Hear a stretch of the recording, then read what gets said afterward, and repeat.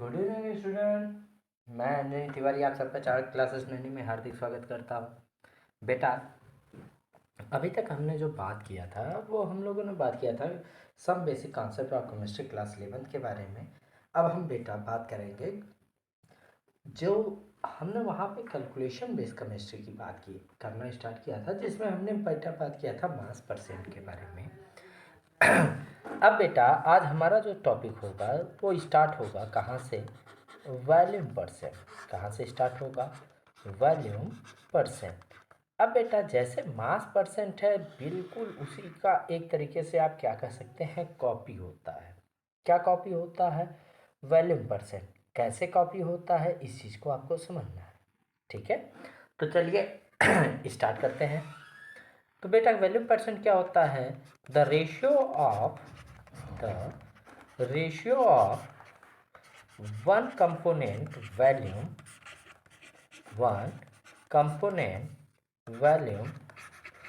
with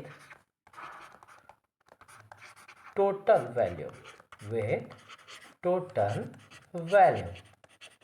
अब कहा क्या जा रहा है बेटा कि अगर एक कंपोनेंट के वॉल्यूम का हम रेशियो लेते हैं, किससे लेते हैं? टोटल कंपोनेंट के वॉल्यूम से, तो इसी कंडीशन को हम लोग क्या कहते हैं? वॉल्यूम परसेंट कहते हैं। अब बेटा इसको हम लोग कैसे डिनोट करते हैं?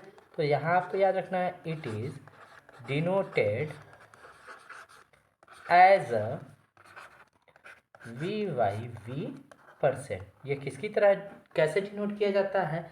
We by v percent. तब हम बेटा क्या कहेंगे? V by v percent is equal to volume of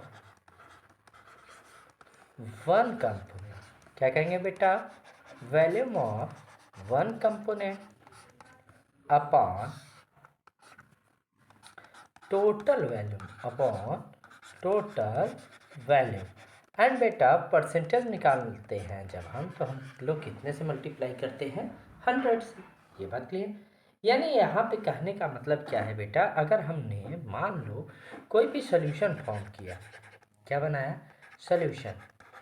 अब सोल्यूशन में बेटा हमने दो कंपोनेंट लिया, एक कंपोनेंट ए, दूसरा कंपोनेंट बी। अब मान लेते हैं इसका वॉल्यूम क्या है? x, और इसका वॉल्यूम क्या है? y। ठीक है। तो अब बेटा जब हम टोटल वॉल्यूम की बात करेंगे, तो टोटल वॉल्यूम कहने का मतलब क्या है बेटा? टोटल वॉल्यूम का मतलब क्या है? x plus y. ये बात समझ में आ गई? यानी बेटा अगर हम जब भी कंडीशन को बिलोंग करेंगे तो वो सिमिलर कंडीशन होता है किसकी तरह? मास परसेंट की तरह। तो यहाँ पे भी आपको सिमिलर कंडीशन पे अप्लाई करना है। ये बात क्लियर रहेगी? अब बेटा जैसे हम कोई एग्जाम्पल लेते हैं तो आपको एग्जाम्पल के थ्रू थोड़ा जल्दी समझ में आता है कि भाई यहाँ पे हो क्या रहा है, ठीक है? अब बेटा हमने मान लो एग्जाम्पल लिया, कोई एक सोल्यूशन हमने लिया, for any solution one component is water, and another component is HCl, hydrochloric acid.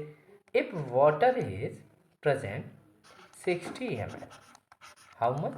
60 ml, and HCl is present 90 ml. Okay, then total value.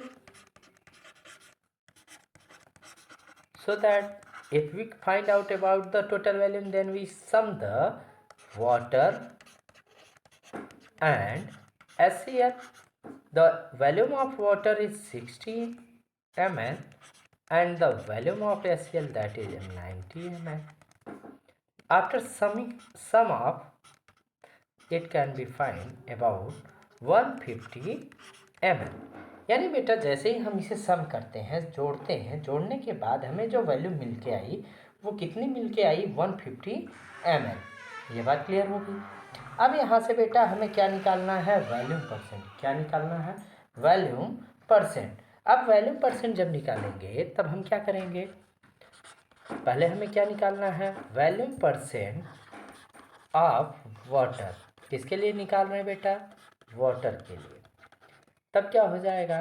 v by v percent अब यहाँ वाटर है तो बेटा हम क्या लिख लेंगे W, जिससे हमें समझने में ये आसानी रहे कि हम यहाँ पे बात किसके लिए कर रहे हैं। अगर हमने W लिख लिया तो यानी ये बात हो रही है किसके लिए, वाटर के लिए।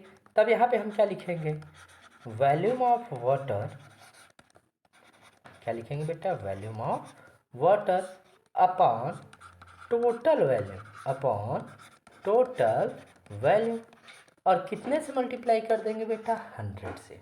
ये बात क्लियर। अब बेटा वाटर का वॉल्यूम कितना है 60 ml, टोटल वॉल्यूम कितना है 150 इंटू 100, 0 0 ये कैंसिल आउट हो गया, 3 2 जा 6, और ये क्या हो गया 5, 2 इंटू 100 करेंगे तो क्या आ जाएगा बेटा 200 डिवाइड बाई 5। जब इसे कैंसिल आउट करेंगे तो 5 4 जा 20 एंड 0, तो यहाँ से 1% निकल के आया 40%। यह बात क्लियर हो गई। यानी बेटा जब हम इससे वाटर का परसेंटेज निकालेंगे तो वो वैल्यू क्या निकल के आती है 40%। अब बेटा ऐसे ही हम किसका परसेंटेज निकाल सकते हैं, HCl का। किसका निकाल सकते हैं, HCl। तो बेटा यहाँ पे हम क्या लिखेंगे, V/V%, ब्रैकेट में हमने क्या लिख लिया HCl। तब यहाँ पे क्या हो जाएगा बेटा, volume of HCl divide by total volume, divide by total volume and multiply by 100, and multiply by 100। तो बेटा वॉल्यूम ऑफ HCl कितना लिया हुआ था 90, टोटल वॉल्यूम क्या हो गया 150 इंटू 100। अब यहाँ से बेटा फिर कैंसिल आउट करते हैं तो ये क्या आ जाएगा 3, यहाँ पे क्या आ जाएगा 5, और यहाँ से क्या निकल के आएगा 300/5 डिवाइड बाई 5। जब इसे हम कैंसिल आउट करेंगे तो वैल्यू क्या आ जाएगी 60%। अब बेटा यहाँ पे हमने जो कैलकुलेशन किया इसमें हमने क्या देखा, V/V% of W and V/V% of HCl।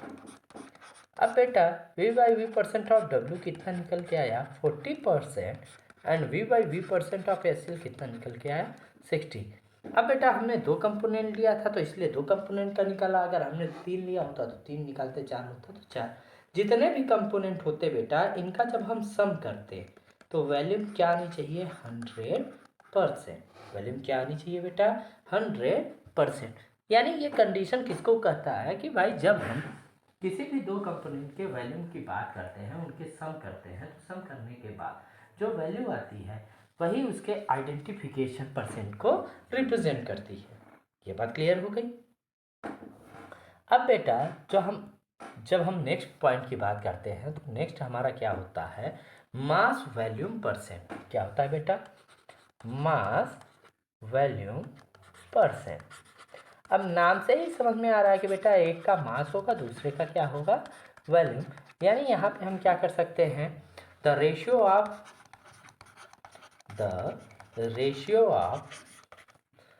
One component मास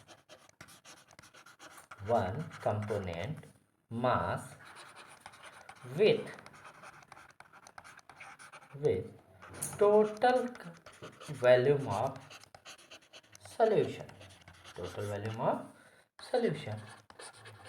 अब बेटा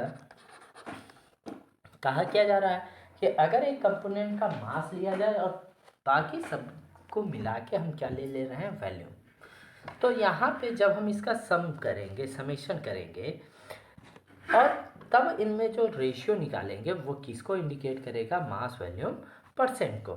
अब बेटा इसके लिए जैसे मान लेते हैं हमने 2 कंपोनेंट ले लिया A और B। अब A का हमने क्या निकाल लिया बेटा मास, और B का हमने क्या ले लिया वैल्यूम। लेकिन जब हम टोटल निकालेंगे तो बेटा एक में मास है, दूसरे में वॉल्यूम है। तब यहाँ पे क्या मास एंड वॉल्यूम दोनों की कंडीशन आ रही है, और हमें इसे लेना किस में है, वॉल्यूम में। तब हमें एक कंडीशन अप्लाई करना पड़ेगा, एक फार्मूला यूज़ करना पड़ेगा। वो फार्मूला क्या होगा, density is equal to mass upon volume. क्या यूज करना पड़ेगा बेटा, density is equal to mass upon volume. यानी बेटा डेंसिटी हमें फाइंड करना होगा, या तो डेंसिटी दिया रहेगा, मास फाइंड करना होगा। तो ये चीज़ें कंसीडर आपको करना पड़ेगा कि इन 3 पॉइंट में से, जैसे डेंसिटी, मास और वॉल्यूम में से 2 पॉइंट दिया रहेगा, तीसरा पॉइंट आपको क्या करना है, आइडेंटिफाई करना है। ये बात क्लियर हो गई। अब बेटा इसके लिए फिर कोई हम एक एग्जांपल लेते हैं। अब बेटा यहाँ पे एग्जांपल के तौर पे हमने ले लिया, मान लो क्या ले लिया, शुगर, या चलो आइस ले लेते हैं, ठीक। और दूसरा हमने क्या ले लिया, ये शेयर। इसका मास दिया है, कितना दिया है, 60 ग्राम। ये कितना दिया हुआ बेटा, मान लेते हैं ये भी कितना दिया है, 60 ml। तब बेटा अब यहाँ पे टोटल निकालना है, तो टोटल के लिए अब एक चीज़ आपको ध्यान देना है कि आइस जो होता है ये लिक्विड फॉर्म होता है, सॉल्टिफिकेशन से बनता है, किससे, वाटर से। और वाटर का जो डेंसिटी होता है वो कितना होता है, 1.013 ये होता है। अब बेटा लेकिन यहाँ पे हमें इस कंडीशन को अप्लाई नहीं करना है, हमें सिर्फ एग्जैक्ट वैल्यू मान लेते हैं 1। तो तब बेटा जैसे ही हम इसकी वैल्यू निकालते हैं तो ये वैल्यू में इसका क्या आ जाता है, 60 ml। और जब इन दोनों को सम करेंगे तो बेटा टोटल क्या आ जाएगा, 120 ml आ जाएगा। अब हमें क्या करना है बेटा, मास वॉल्यूम परसेंट, तो इसे हम W/V% लिखते हैं। मास कितना दिया हुआ है बेटा, 60 ग्राम, डिवाइड बाई 120 इंटू 100। 60/120 करेंगे तो 2, और यहाँ से कैंसिल आउट करेंगे तो क्या जाएगा, 50%। कहने का मतलब क्या है बेटा कि ये जो मास वॉल्यूम परसेंट है ये किससे आइडेंटिफाई होता है, कैसे निकलता है, जब हमारे पास दो कंपोनेंट हो, एक कंपोनेंट का मास दिया हो और दूसरे कंपोनेंट का वॉल्यूम दिया हो, तो जो डेंसिटी होती है इसके अकॉर्डिंग हम इसके वैल्यू को कैलकुलेट करके हम लोग क्या करते हैं, जिसका मास हाथ निकलता है उसको वॉल्यूम में कन्वर्ट कर देते हैं, ठीक है। और जैसे ही हम वॉल्यूम में कैलकुलेट करते हैं उसके बाद जैसे ही हम इनका सम करते हैं तो ये यहाँ से क्या निकल के आता है, टोटल वॉल्यूम। और जैसे ही टोटल वॉल्यूम आता है तो यही आइडेंटिफाई कराता है कि ये जो सम है ये आइडेंटिफाई क्या कराता है बेटा, कि इससे जो वैल्यू, रेशियो वैल्यू जो आएगी वही क्या होगी, मास वॉल्यूम परसेंट। ये बात क्लियर हो गया। अब बेटा अभी तक हमने 3 चीज़ें आपसे कैलकुलेशन बेस्ड केमिस्ट्री में बात किया है, मास percent, volume percent, mass volume percent. अब नेक्स्ट हमारा क्या होगा बेटा, मोल। क्या होगा, मोल, ठीक है। तो अब नेक्स्ट हम जब बात करेंगे किसके बारे में बात करेंगे, मोल के बारे में। अब बेटा मोल कॉन्सेप्ट ही पढ़ रहे हो तो मोल कॉन्सेप्ट में मोल आपको पढ़ना पड़ेगा। तब बस आपको क्या याद रखना है, for any compound, for any compound the ratio value of given mass with molecular mass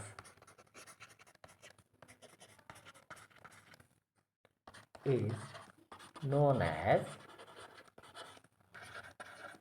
numbers of mole।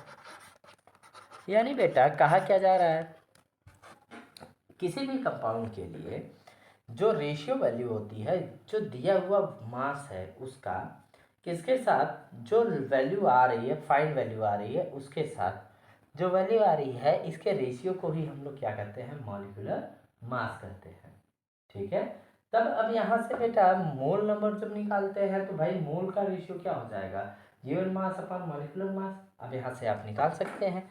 तब यहाँ से फॉर्मूला क्या बना, mole is equal to given mass upon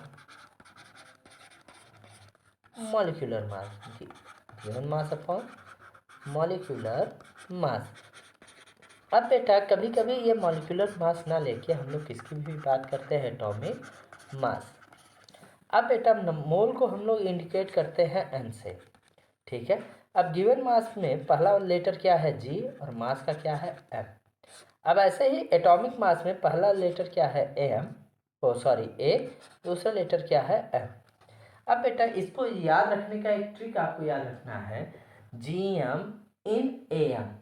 यानी बेटा जीएम क्या कहते हो भाई, जब किसी कोई सुबह मिलता है आपसे, गुड मॉर्निंग विश करते हो, गुड मॉर्निंग का शॉर्टकट क्या होता है, जीएम। और उस समय गुड मॉर्निंग का टाइम जोन क्या होता है, एएम। क्योंकि बेटा जो मिड डे होता है 12 PM, उससे पहले हम लोग क्या मानते हैं, AM टाइम जोन, उसके बाद हम लोग क्या कौन सा टाइम जोन मानते हैं, PM। तो बेटा गुड मॉर्निंग आदमी कब बोलता है, AM में। तो यहाँ से आपको ट्रिक याद रख लेना है, गुड मॉर्निंग इन AM, यानी इसको ऐसे याद रख लीजिएगा, GM इन AM। अब यहाँ से क्या, GM गिवन मास, N से नंबर ऑफ मोल, AM से एटॉमिक मास, ये याद रहेगा। अब बेटा अब इसमें कोई क्वेश्चन करते हैं तब आपको मोल वैल्यू निकालना आ जाएगा आसानी से, ठीक है। अब बेटा जैसे मान लेते हैं, इसके लिए अगर कोई एग्जांपल लेते हैं, जैसे मान लेते हैं दिया हुआ है 27 ml ऑफ वाटर। तो बेटा वाटर के लिए डेंसिटी क्या होती है, 1 होती है, तो वही उसका गिवन मास हो जाता है।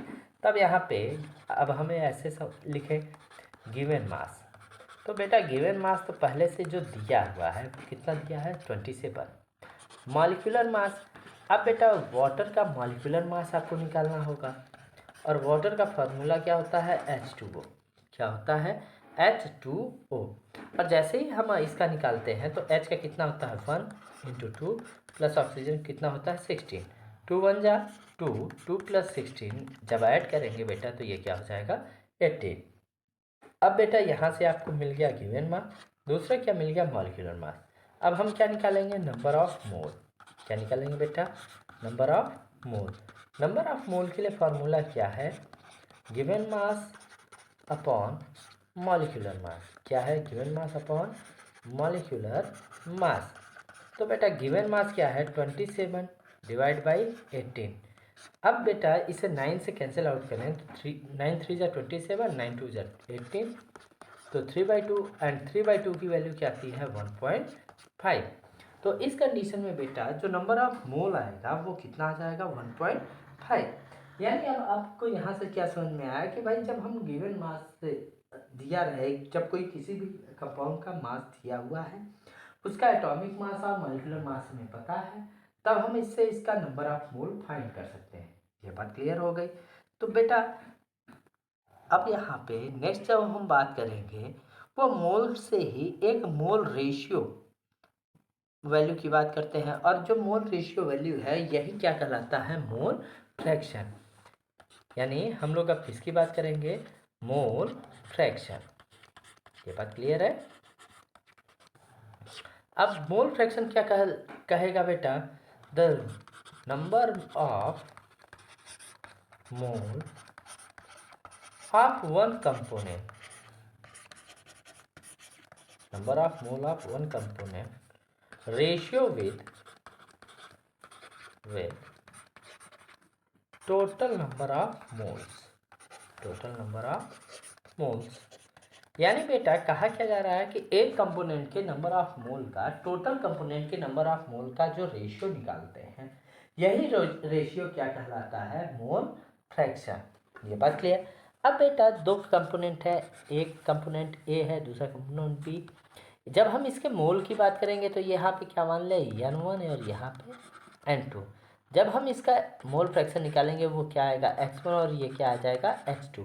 अब मोल फ्रैक्शन के लिए फार्मूला क्या है बेटा, mole fraction equal to mole of one component, या ऐसे कर ले mole of one upon total mole, ये हो जाएगा बेटा।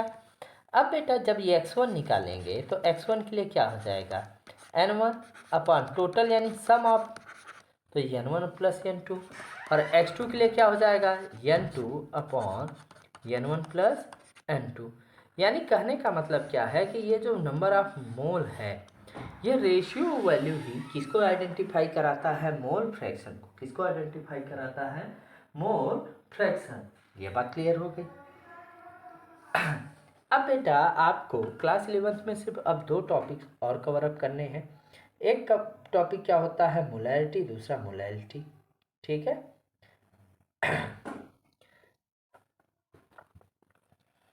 अब एक टॉपिक क्या है बेटा, मोलैरिटी। क्या है, मोलैरिटी।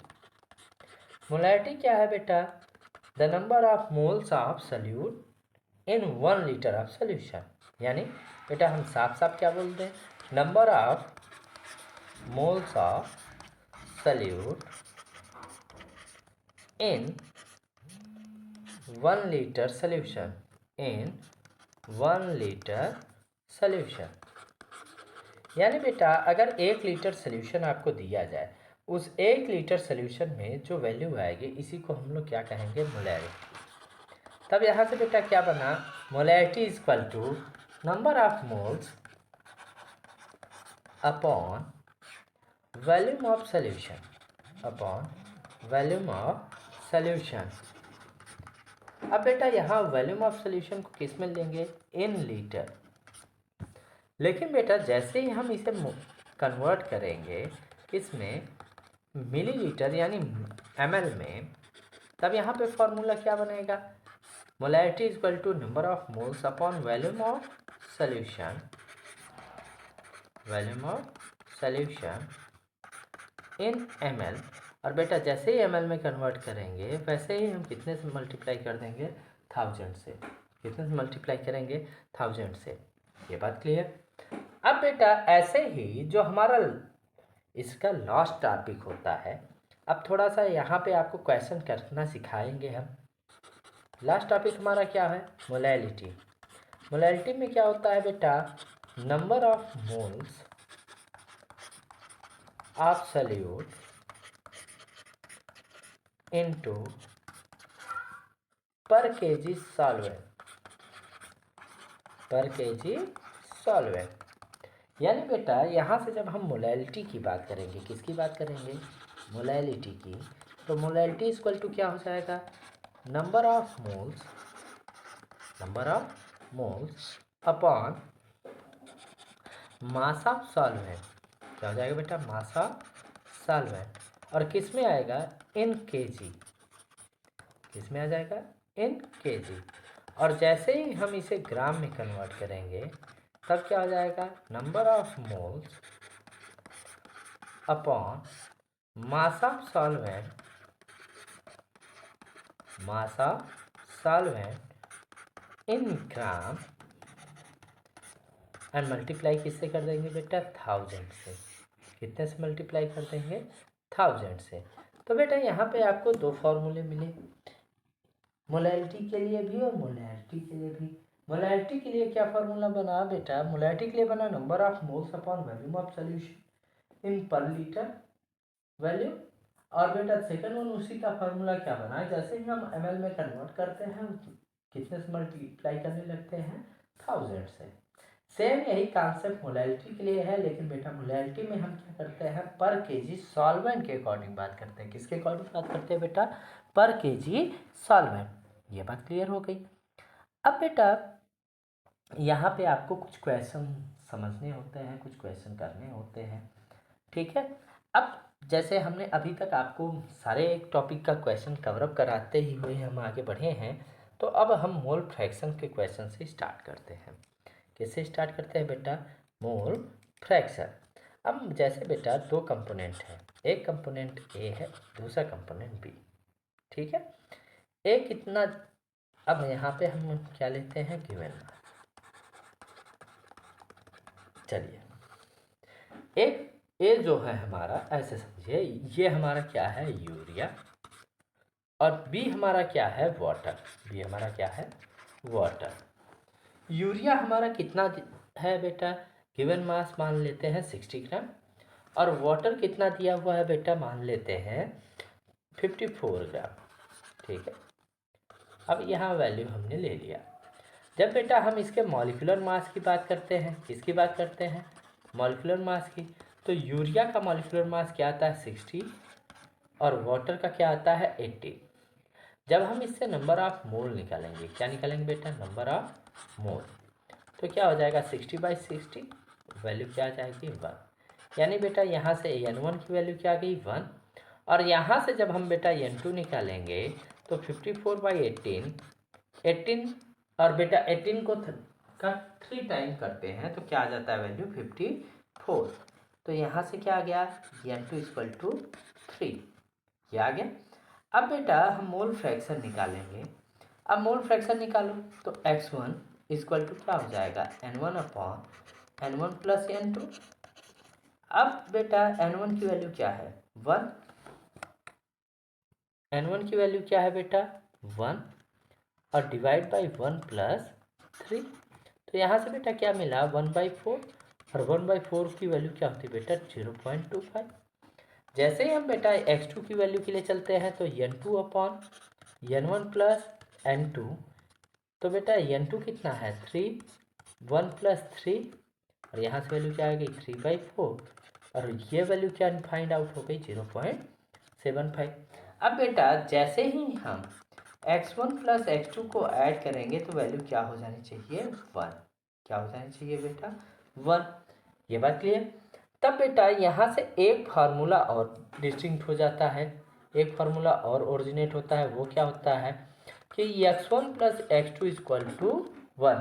यानी बेटा जितने भी कंपोनेंट रहे अगर हम उनका मोल फ्रैक्शन निकालते हैं, मोल फ्रैक्शन निकालने के बाद उनके मोल फ्रैक्शन का हम सम करते हैं, उन मोल फ्रैक्शन को हम ऐड करते हैं, जोड़ते हैं, तो इसकी वैल्यू कितनी आनी चाहिए बेटा 1 आनी चाहिए। तब बेटा यहाँ से एक चीज़ आपको मिल गया कि x1 equal to 1 minus x2। एक कंडीशन ये अप्लाई हो सकता है। दूसरा कंडीशन क्या बनेगा x2 equal to 1 minus x1। ये बात क्लियर।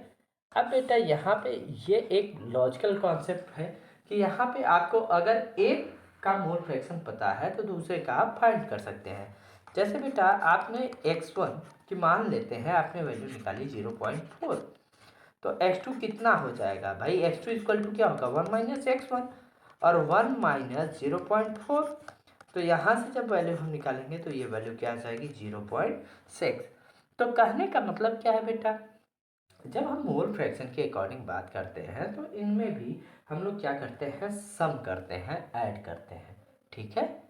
तो बेटा इन सब में अब आज के टॉपिक में हमने आपसे फॉर्मुलेशन की बात किया, कैलकुलेशन कॉन्सेप्ट की बात किया। इस कैलकुलेशन कॉन्सेप्ट में हमने आपसे बात किया मास percent, volume percent, mass volume percent, साथ ही साथ हमने बात किया मोल, मोल फ्रैक्शन, मोलैलिटी, मोलैरिटी के बारे में। जिसमें बेटा हमने सबसे पहला जो हमारा कॉन्सेप्ट था वो क्या था मास परसेंट। मास परसेंट का कॉन्सेप्ट क्या कहता है कि mass of one component with total number, total mass. अब बेटा परसेंट है तो 100 से मल्टीप्लाई कर देते थे। ठीक है। अब जब बेटा हम दूसरे कंडीशन की बात करते हैं वॉल्यूम परसेंट की, तो वॉल्यूम परसेंट में क्या हम करते हैं रेशियो ऑफ वॉल्यूम, यानी वन कंपोनेंट का वॉल्यूम लेना है और टोटल वॉल्यूम से हमें क्या कर देना है डिवाइड कर देना है। और परसेंट वर्ड है बेटा तो हमें कितने से मल्टीप्लाई कर देना है 100 से। कितने से मल्टीप्लाई करना है 100। जब हम बेटा थर्ड वन कंडीशन की बात करते हैं मास वॉल्यूम परसेंट, तो बेटा मास वॉल्यूम परसेंट में आपको एक कंडीशन और समझनी होती है डेंसिटी की। तो डेंसिटी के लिए आपने हमेशा पढ़ा होगा कि density is equal to mass upon volume. इस फार्मूलेशन से आप अगर मास और डेंसिटी दिया है तो वॉल्यूम निकाल सकते हैं, अगर मास और वॉल्यूम दिया है तो डेंसिटी निकाल सकते हैं, अगर डेंसिटी और वॉल्यूम दिया है तो मास निकाल सकते हैं। तो ये बेटा मतलब तीन वैल्यू में तीन कंडीशन दिया है, तीन वैल्यू दिया हुआ है, तो आप कोई भी एक वैल्यू फाइंड कर सकते हैं। फोर्थ वन क्या होता है बेटा कि इसमें जैसे ही हम मास या वॉल्यूम निकाल लेते हैं तब हम लोग क्या निकालते हैं कि भाई एक का मास हो जाता है और दूसरे दूसरे क्या ओवरऑल कंपोनेंट का क्या हो जाता है वॉल्यूम, और उनका जब हम रेशियो लेते हैं तो इसी रेशियो को हम लोग क्या कहते हैं मास वॉल्यूम रेशियो। क्या बोलते हैं बेटा मास वॉल्यूम रेशियो। अब बेटा फोर्थ वन इस यहाँ पे क्या आ जाता है मोल। मोल क्या होता है बेटा कि जैसे ही हम गिवन जो वैल्यू दिया रहता है किसी भी कंपोनेंट का, किसी भी कंपाउंड का मास दिया रहता है, उसके टोटल मास से हम जब डिवाइड करते हैं या उसके मॉलिक्यूलर मास से जब डिवाइड करते हैं, डिवाइड करने के बाद जो वैल्यू आती है इसी वैल्यू को हम लोग क्या कहते हैं मोल। अब बेटा जो मोल होते हैं, मोल के लिए फार्मूला क्या बनता है number of mole equal to given mass upon molecular mass. ये बात क्लियर। फिर बेटा क्या आता है मोल फ्रैक्शन। मोल फ्रैक्शन क्या होता है कि भाई one component mole upon total या sum of total component of mole, यानी एक कंपोनेंट के मोल को सभी कंपोनेंट के मोल से जैसे ही डिवाइड करते हैं तो वो वैल्यू क्या कहलाता है मोल फ्रैक्शन। क्या कहलाता है मोल फ्रैक्शन। अब बेटा जैसे ही मोल फ्रैक्शन हो जाता है तो उसके बाद आता है मोलैरिटी। मोलैरिटी क्या होता है बेटा कि नंबर ऑफ मोल्स इनटू पर लीटर वॉल्यूम ऑफ सॉल्यूशन, यानी अगर 1 लीटर वॉल्यूम ऑफ सॉल्यूशन लेते हैं उसमें जो भी नंबर ऑफ मोल होते हैं वही आइडेंटिफाई करते हैं बेटा मोलैलिटी को। ठीक है, और मोलैलिटी के लिए बेटा हम लोग क्या बात करते हैं कि मोलैलिटी क्या होता है कि भाई पर जो नंबर ऑफ मोल होता है वो पर केजी सॉल्वेंट में जो वैल्यू होती है यही क्या आइडेंटिफाई कराती है मोलैलिटी को। ठीक है, तो बेटा अब आज की वीडियो के लिए बस इतना ही। अब आपसे मुलाकात करेंगे नेक्स्ट वीडियो में, तब तक के लिए बेटा आप सबसे एक निवेदन है कि आप सब हमारे यूट्यूब चैनल को ज़्यादा से ज़्यादा लाइक करें, सब्सक्राइब करें, शेयर करें। ठीक है, तो बेटा आप मिलते हैं आपसे नेक्स्ट वीडियो में, तब तक के लिए धन्यवाद। जय हिंद, जय भारत।